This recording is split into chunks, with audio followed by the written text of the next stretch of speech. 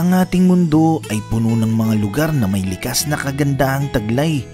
Gayunpaman, marami pa rin rito ang delikado na puntahan ng mga tao. Katunayan, mayroong isang lugar sa ating planeta na kapag pinuntahan mo segundo lang, pwede mo na itong ikasawi. Ang lugar na ito ay isang maliit lang na isla na matatagpuan malapit sa baybayin ng Brazil. Ito ang tinatawag na Ilha de Queimada Grande o mas kilala sa pangalang Snake Island. So sa pangalan pa lang sobrang obvious na kung bakit napakadelikadong lugar ng islang ito. Nababalutan kasi ang buong isla ng sobrang daming ahas. Kaya ang Brazilian government ay maigpit na pinagbabawal ang sino man na magpunta rito. Itinuturing na illegal ang pagbisita sa isla na walang authorization.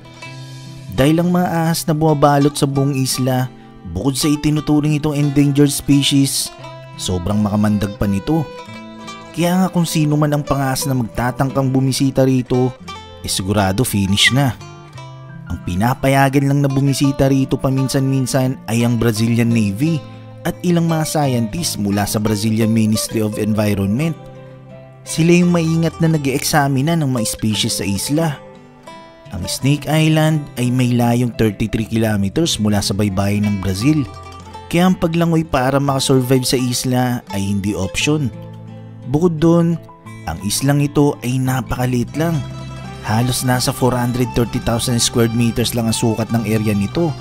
Halos kasukat lang ng Vatican City, na kilalang pinakamaliit na syudad sa buong mundo. Ang klase ng ahas na karamihang naninirahan sa isla ay ang Golden Lancehead Pit Viper na sobra talagang nakamamatay na ahas. Ang species na ito ay nag-e-exist lamang sa islang ito.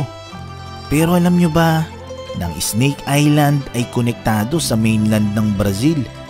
Pero dahil sa pagtaas ng sea levels, lumubog ang malaking bahagi ng lupain dito at naiwan ang maliit na isla at natrap ang mga ahas dito. Hanggang sa dumami ng dumami sila sa paglipas ng panahon. Ang isla, ito na yung naging sariling mundo ng mga ahas dito. Walang ibang mammals na nag-e-exist sa lugar, maliban na lang kung may bumisita na tao rito. Walang ibang nakakain ang mga ahas dito, maliban na lang kung may maligaw na seabird sa isla. Ibig sabihin, ang mga ahas na ito ay mas nagiging aggressive pag may ibon na dumapo sa mga puno.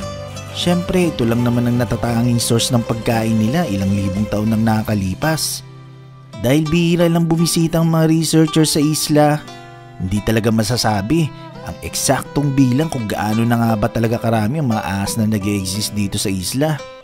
Pero ayon sa mga scientists na bumibisita sa isla, inestima na ang bilang ng mga ahas dito ay nasa mahigit 430,000 na piraso. Ibig sabihin, sa bawat square meters ng isla ay mayroong ahas.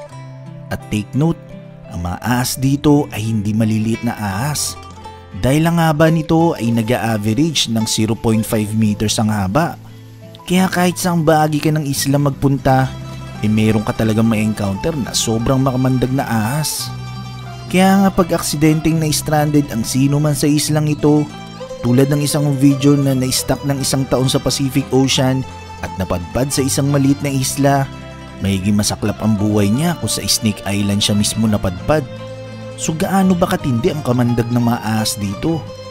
Kung ang regular na lancehead na ahas na matatagpuan sa lupain ng Brazil, nasa 7% ang risk na masawi ang sino mang makagat nito kapag hindi nabigyan agad ng paunang lunas, at mayroong 3% risk na masawi pa rin kahit na magamot ito, mas matindi pa rito ang kamandag na meron sa mga ahas na nasa Snake Island.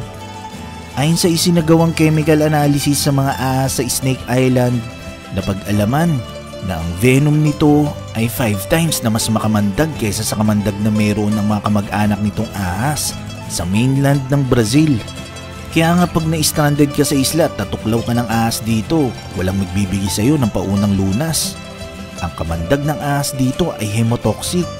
Ibig sabihin, sinisira nito ang red blood cells ng tao na nagdudulot ng pagkabara ng dugo. Matapos makagat ang sinuman, makakaranas agad ito ng matinding pagkahilo at pagsusuka, pagdurugo ng bituka, kidney failure, brain hemorrhage at pagkaagnas ng bahagi ng katawan na nakagat. Ibig sabihin, kayang lusawin ng kamandag nito ang balat ng tao. Ang islang ito ay mayroong lighthouse. Ito ang natatangi istruktura na makikita mo sa lugar. Functional siya pero walang tao. Pinupuntahan lang kasi ito paminsan-minsan ng Brazilian Navy para ma-check. Ibig sabihin kung mayroong lighthouse sa isla, usually dapat mayroon talagang taong nangangalaga rito.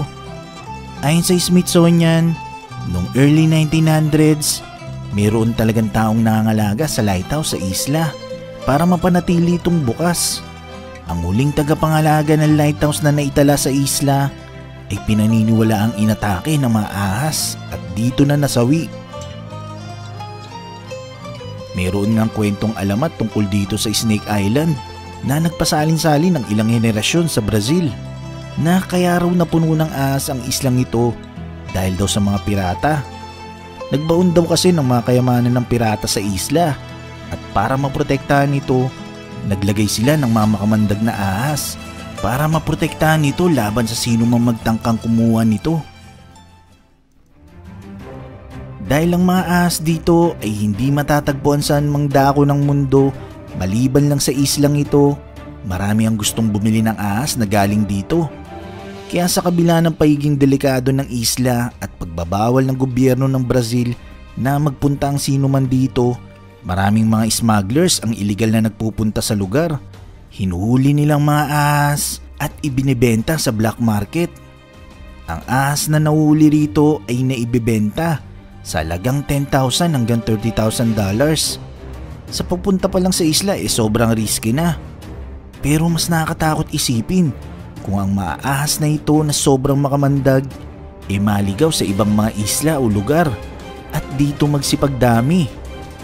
Nagustuhan mo ba ang kwentong ito?